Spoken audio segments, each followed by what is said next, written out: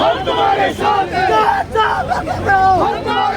हैं। भारत की मजबूरी है, कश्मीर की मजबूरी है, कश्मीर की मजबूरी। ये उड़ी और बनियाल का मुश्तरका इवेंट है और बिलाल साहब को हम मुबारक देते हैं।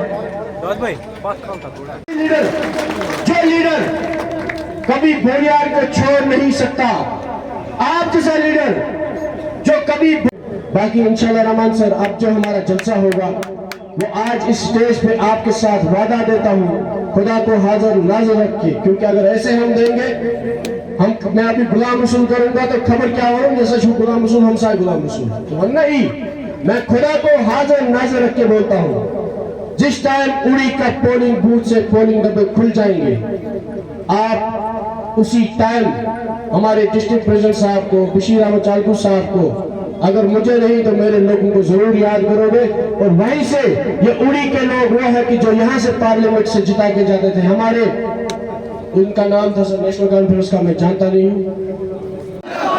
नरवा की आवाम, उड़ी कॉन्स्टिट्यूंसी की आवाम, उड़ी की youth, people's conference, people's conference.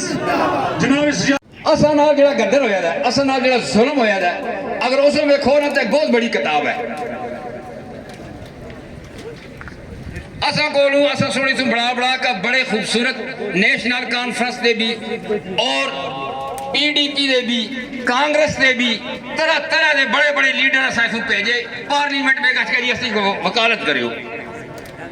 अफसोस इस गल का कि उन्हें असा वास्ते लूणा की कणी भी नहीं मंगी खर करके असं आखा अस कोई टीवी से देखा असा लूण मंगे असन एक दिहाड़ी असा वास्ते, ये गल सच है। और असा सुन तमाम कार्रवाई जी अज तक की है वो गलत की है, गलत लोग को वोट दिता है।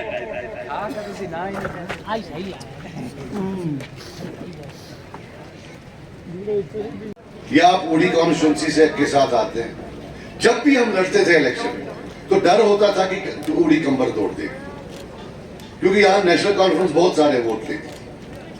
तो हमें भी बड़ी तमा थी कि जहां से ये कंबर तोड़ने वाले वोट आते हैं उड़ी से, तो शायद ये बड़ी डेवलप्ड जगह हो। लेकिन जब सियासत में आगे बढ़े तो हमने देखा कि हमारी तरह शायद ये भी बड़े घर दुश्मन है। घर तो बना नहीं सकते हैं लेकिन अपने ही हाथों से शायद घर को उजाड़ने में तेज। यही हालात तो हर जगह है लेकिन उड़ी की जरा ज्यादा है।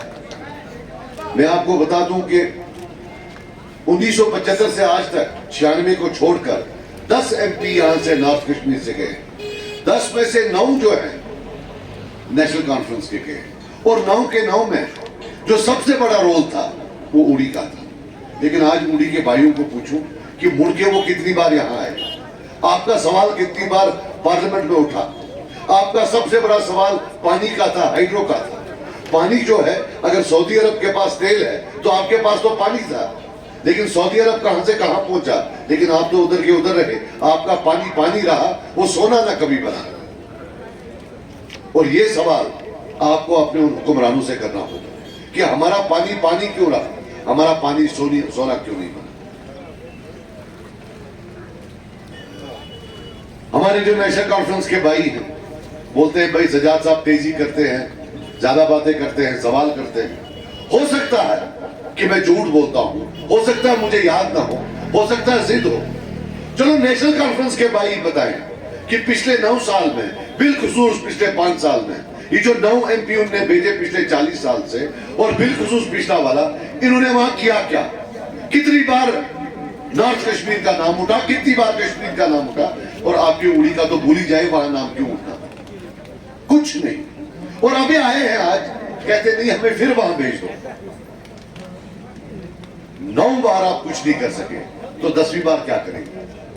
अब ये नई बात लेकर आए कि ये जो ये इलेक्शन है, ये डेवलपमेंट के बाद, ये जो बीजेपी है ये एक आइडियोलॉजिकल पार्टी है, इसमें फर्क नहीं पड़ता। वाजपेयी साहब हो, मोदी साहब हो, पार्टी एक जैसी है। मतलब उमर साहब का प्रॉब्लम बीजेपी से नहीं है, हिंदुत्व से नहीं है, प्रॉब्लम उनका फर्ज से। शायद मोदी जी घास नहीं डालते, वाजपेयी साहब घास डालते थे तो बैठे हुए थे। अगर कल योगी जी आ गए तो उनकी गोद में बैठेंगे, डिपेंड करता है घास कौन देंगे। सो इसलिए हमें दरस ना ये दे। और एक चीज याद रखना, ये जो ये कुछ मसले उठाते हैं, मुझे याद है बिहार का इलेक्शन था, अचानक फारूक साहब बोले यहां लोग चाइना के साथ हैं। बड़ा हल्ला उठा पूरे हिंदुस्तान में, टीवी पर, भाई ये क्या बोला। जो ही बिहार का इलेक्शन खत्म हुआ उससे लेकर आज तक फारूक साहब ने चाइना का नाम नहीं लिया। इनको खुदा की कसम बीजेपी इस्तेमाल करती है वो बयान देने के लिए जिसे पूरे हिंदुस्तान में इंपैक्ट पड़ता है। आजकल डिजिटल मीडिया है, यहां बयान दो, बिहार में बंदा सुनेगा, उत्तर प्रदेश में सुनेगा। जब उनको लगता है कि भूख है, आज भूख पर वोट देंगे, तो इनसे ये वो बयान दिलवाते हैं, उनको अपनी भूख मिट जाती है और जो है फिर के वराना वो एक माइंडसेट बन जाता है जिस पर वो वोट दे देते हैं। हम पॉजिटिव पर आए। जब मैं डेवलपमेंट और डिग्निटी बोलता हूं, मैं कोई डिग्निटी में कोई बड़ी चीज नहीं बोलता हूं। मैं कहता हूं जो दोगे इज्जत से दो, मोहब्बत से दो। मेरा एक ही ये है कि एक बार वहां जाऊं ऐवान में, खड़े होकर इज्जत से जो भी वहां वजीर आजम हूं उनको बता दूं कि मेरे वजीर आजम जो कानून पूरे हिंदुस्तान, यहां अलग कानून नहीं हो सकता। हम पहले स्पेशल थे, आपने स्पेशल स्टेटस ले लिया, लेकिन अब हमें बराबरी पर तो रखे, हमें नीचा ना रखे। पुलिस वेरिफिकेशन सर्टिफिकेट पूरे हिंदुस्तान में फर्द को वेरीफाई किया जाता है कि क्या यह फर्द अच्छा है या गलत है, लेकिन हमारे कश्मीर में खानदान को देखा जाता है। अगर खानदान में किसी एक ने कोई गलती की हो तो किसी को पुलिस वेरिफिकेशन सर्टिफिकेट नहीं मिलती। क्या यह जुल्म नहीं है? क्या किसी ने इसके बारे में बात की है? नहीं की है। वो उन चीजों की बात करते हैं जो इस इलेक्शन में मुद्दा ही नहीं है, जहां की इस इलेक्शन की ताकत ही नहीं है उन चीजों को लाने। आजमाया, एक पार्टी को आजमाया, फिर आपको उससे क्या निकला? हम निकले हैं बाखुदा एक नई तकदीर बनाने के लिए, आपकी, हमारी और अपने सारे कौम। तो याद रखना, अल्लाह ताला ने चाहा, अगर कामयाबी हुई तो इंशाल्लाह हम पहले यहाँ आकर आपसे शुक्रिया करेंगे और अपने काम का आगाज करेंगे। दिल की इन्हीं गहराई से मैं उनको वेलकम करता हूँ और सजाद साहब से दरख्वास्त करता हूँ कि उनको वेलकम करें और पीपल्स कॉन्फ्रेंस में उनकी शमूलियत उनको मुबारकबाद पेश करें। और जो बाकी जो जोमा हैं जिनमें हम इन्होंने जम्मू कश्मीर पीपल्स कॉन्फ्रेंस में शमूलियत करने का ऐलान किया है, इसके साथ मैं सैयद जियाउद्दीन साहब और पीपल्स कॉन्फ्रेंस में वेलकम किया जाए। इसके बाद मैं इख्तियार करने की कोशिश की है।